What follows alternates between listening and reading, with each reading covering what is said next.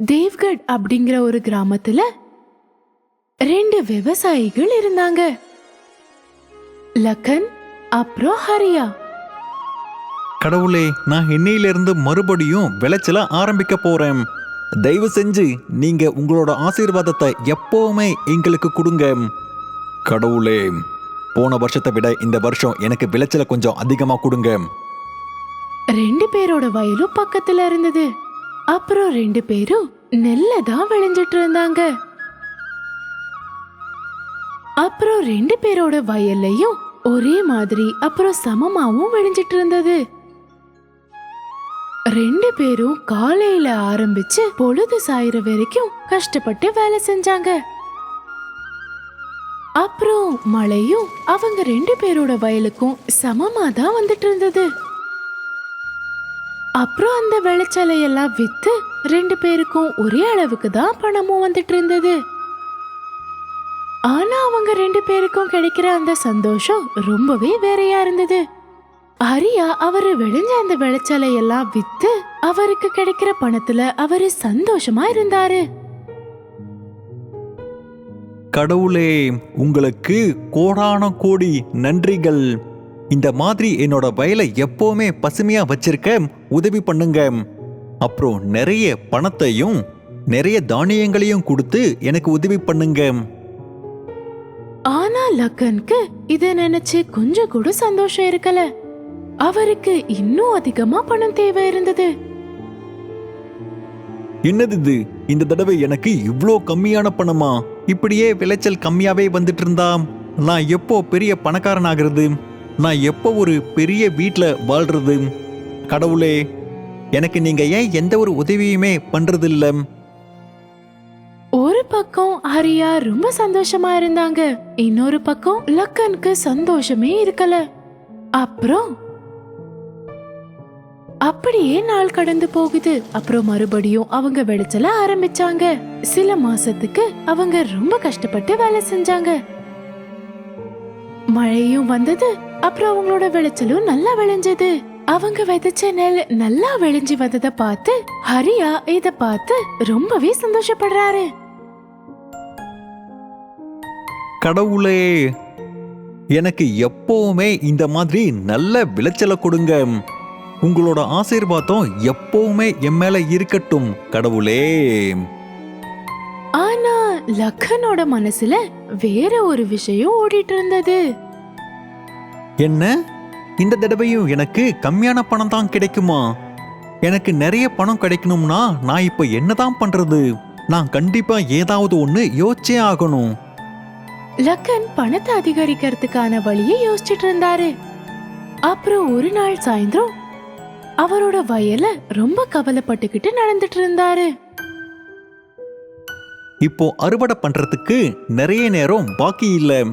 நான் இப்ப கண்டிப்பா ஏதாவது பண்ணியே ஆகணும். அப்போ லக்கனோட பார்வை அவரோட வயல்ல இருந்து சில பழைய தானியங்கள் மேல விழுது. லக்கன் அதை எடுத்துக்கிறாரு. ஒருவேளை நான் இந்த பழைய தானியங்களை புது தானியங்களோட கலந்து வச்சிட்டா அப்ப எனக்கு நிறைய பணம் கிடைக்கும். லக்கனுக்கு இப்போ அதிக பணம் சம்பாதிக்கிறதுக்கான வழி தெரிஞ்சது. சீக்கிரமாவே விளைச்சல அறுக்க வேண்டிய நேரம் வந்தது.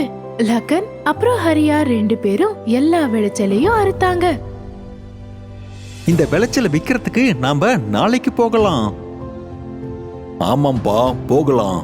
இந்த தடவை நமக்கு நிறைய பணம் கிடைக்கும்னு நினைக்கிறேன்.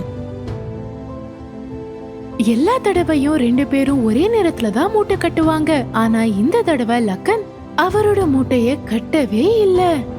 அவரு சாயந்தரம் ஆகிறதுக்காக காத்துட்டு இருந்தாரு. அப்பதான் அந்த கலப்பட வேலையை யாரும் பார்க்க மாட்டாங்கன்னு. அன்னைக்கு இரவு ஆன உடனே அந்த பழைய தானியங்களை இதுல சேர்த்துட்டாரு. அப்புறம் 33 மூட்டைகள் இருந்தது. முதல் தடவையா லக்கனுக்கு ஹரியாவை விட ரொம்ப அதிகமான நெல் மூட்டைகள் இருந்தது. இத பார்த்து லக்கன் ரொம்ப சந்தோஷப்பட்டாரு. ரெண்டு பேரும் அவங்களோட மூட்டைகளை எடுத்துக்கிட்டு மண்டிக்கு போனாங்க. அங்க அந்த வியாபாரி லக்கன் அப்புறம் ஹரியாவோட மூட்டைகளை எண்ண ஆரம்பிச்சாரு. இங்க பாருப்பா ஹரியா, இந்த தடவை உன்னோடது 40 மூட்டைகள் இருக்கு. ஒரு மூட்டைக்கு 100 ரூபாய். அப்போ 40 மூட்டைக்கு 4000 ரூபாய். இதை எடுத்துக்கோ. அப்புறம் அந்த வியாபாரி லக்கனோட மூட்டைகளை எண்ண ஆரம்பிச்சாரு. இங்க பாருப்பா, உன்னோடது 45 மூட்டைகள் இருக்கு. ஒரு மூட்டைக்கு 100 ரூபாய் கணக்குல எடுத்தா அப்போ 4500 ரூபாய் உனக்கு. லக்கன் ரொம்ப சந்தோஷப்பட்டுக்கிட்டு வியாபாரி கிட்ட இருந்து பணம் வாங்கிக்கிறாரு. இந்த தடவை என்னோடது வரவு ரொம்ப அதிகமா இருக்குப்பா. அப்படியா? இது ரொம்ப நல்ல விஷயமாச்சே. சில நாள் கடந்து போகுது. அப்புறம் மறுபடியும் லக்கனும் ஹரியாவும் அவங்க வயல்ல அடுத்த விளைச்சலுக்கான ஏற்பாடுகளை செஞ்சிட்டு இருந்தாங்க. அப்போ அந்த வியாபாரி அப்புறம் அவரோட ஆட்கள் ரொம்ப கோபத்தோட லத்தியை எடுத்துக்கிட்டு அவரை நோக்கி வந்துட்டு இருந்தாங்க.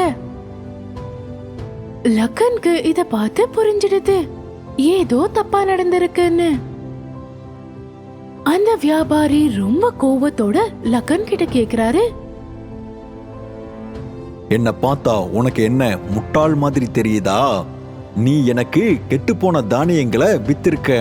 உன்னால எனக்கு இன்னைக்கு என்னோட எல்லா தானியங்களும் கெட்டு போயிடுச்சு. நீ ஒரு முட்டாள். இவன் செஞ்ச இந்த கலப்பட வேலைக்கு இவனுக்கு தண்டனையை கொடுங்க. இவனை அடிங்க. ஐயோ இல்ல, வேண்டாம் வேண்டாம் வேண்டாம். இவனை அடிங்க. தயவு செஞ்சு என்ன விடுங்க. தயவு செஞ்சு என்ன விட்டுடுங்க. என்ன காப்பாத்துங்க. என்ன விட்டுடுங்க. அந்த வியாபாரியோட அடியாட்கள் லக்கனை ரொம்ப அதிகமா அடிச்சிடுறாங்க. லக்கனுக்கு அவரோட பேராசைக்கான பரிசு கிடைச்சிடுச்சு. இந்த கதை நமக்கு சொல்லி கொடுக்கறது என்னன்னா, நாம எப்பவுமே கஷ்டப்பட்டு அப்புறம் நேர்மையா உழைச்சு கிடைக்கிற விஷயத்த சந்தோஷமா ஏத்துக்கணும். அப்புறம் பேராசை நமக்கு எப்பவும் இருக்க கூடாது. இல்ல, பேராசை பிடிச்ச இந்த லக்கன் மாதிரி நமக்கும் அதுக்கான பரிசு கண்டிப்பா கிடைக்கும். அதனாலதான் சொல்லுவாங்க, பேராசை ரொம்பவே கெட்டது. அப்புறம் அதை விட்டு எவ்வளவு தூரம் இருக்க முடியுமோ அவ்வளோ நல்லது.